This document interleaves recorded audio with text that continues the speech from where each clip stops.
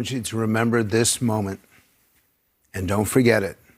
If the New York Attorney General starts to take his homes away, starts to seize his assets, it's all going to be on camera. Pundits are going to sit there and scream about this. This man cannot be elected. You're going to create the greatest victimhood of 2024, and you're going to elect Donald Trump. Is anybody surprised that Democrats, they just haven't figured out yet, man? They haven't figured out that the more they attack, the more they invent anti-Trump fake narratives, the more they try to weaponize literally any power that they can get their hands on against Donald Trump, against one guy. He just keeps getting stronger. I mean, how many backfires do these people need before they finally get the message? And not only do they not seem to get the message, they're doubling down, man. They actually seem to be doubling down. Like they are really going for it. They remind me of a gambler who just needs that one more roll. They just keep coming, man. And I showed you the warning at the top, man. Here is the official party response to that. But it is my belief that all people should be treated equally under the law. And if that seizure of assets would be pursued to any other American, then Donald Trump should be treated the same. As far as the political implications go, I think that what we are dealing with politically is the much larger and much more grave and serious pressure of having this judgment against Donald Trump and him being in this degree of debt and the financial pressures that he is under and what he is subject to do in order to obtain those assets. I actually think that that there is risk in not seizing these assets and the open window that exists in him trying to secure these funds through other means. We've seen a lot of interesting transactions happening with Truth Social and other means, and there's a very real risk of political corruption. I think the one thing that she said that we can all pretty much agree with, I think, is that all people should be treated fairly under the law. And it's almost like she was hedging her bet when she said, if that seizure of assets would have happened to any other American, then Donald Trump should be treated the exact same.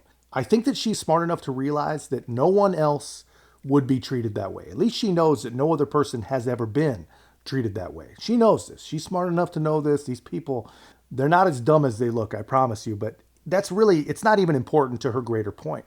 She says that we have to seize Trump's assets because if we just let him pay things off, he's going to get so indebted to someone, probably Russia, of course, that should he win the White House, he will never be able to be trusted again. He'll be compromised. And I called it weeks ago.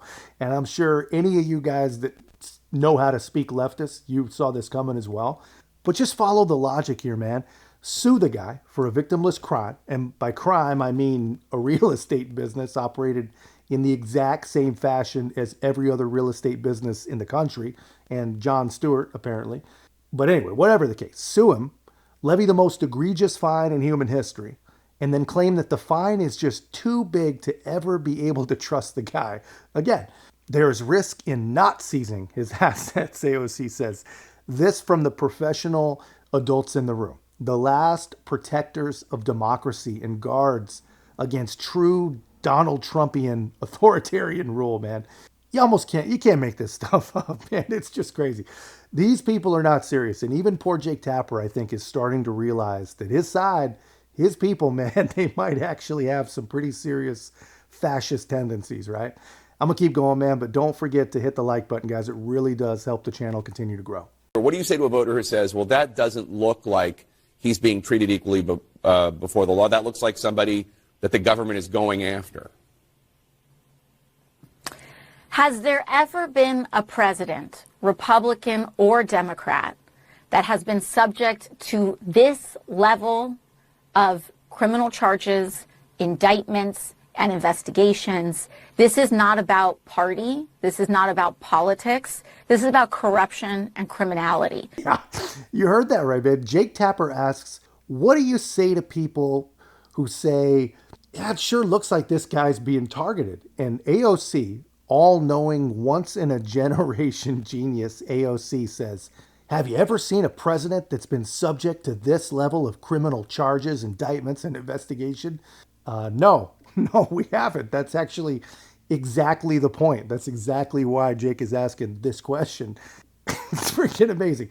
Joe Biden had 50 years of documents and mystically no charges. And to AOC's point, Donald Trump is investigated, charged, indicted. And one thing she said that is absolutely right, this is about corruption. This is absolutely 100% about corruption. She's absolutely right about that. The problem is the people that she thinks are stupid, they know it too. We're talking about an individual who ordered essentially a terrorist attack on the capital of the United States in order to retain power. That is not about being a Republican. It is not about being a Democrat. It's about being an unethical and individual who is subject and prone to criminality. I'm going to tell you this, man. I don't really like Jake Tapper very much, but I would never, ever try and play cards and take Jake Tapper's money, man. That man is a stone cold animal. I don't know how it's possible to interview someone so dumb. And as they're answering your question about the government targeting its rifles, she goes on a tirade basically saying, yeah, we are, but it's justified because of the terrorist attack he ordered on the Capitol. And Jake Tapper, man, he doesn't even move a freaking eyebrow. I mean, he looked like he was listening to a golf recap. These are crazy, crazy people. And just think about what these people can do, man, what they can say. And no one checks them. I mean, tomorrow these same people will be losing their minds about something some Republican said and how it's a conspiracy theory. And I've said it before, man. Donald Trump cannot defend himself from assault allegations without being fined $100 million.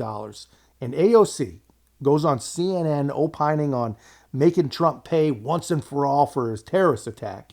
And anyway, I'll say it again. These are not serious people, man. But that's just my take, guys. Let me know yours in the comments. If you haven't already, be a part of our growth. Make sure to like, comment, subscribe. Most importantly, share the channel. I'll see you in the next one.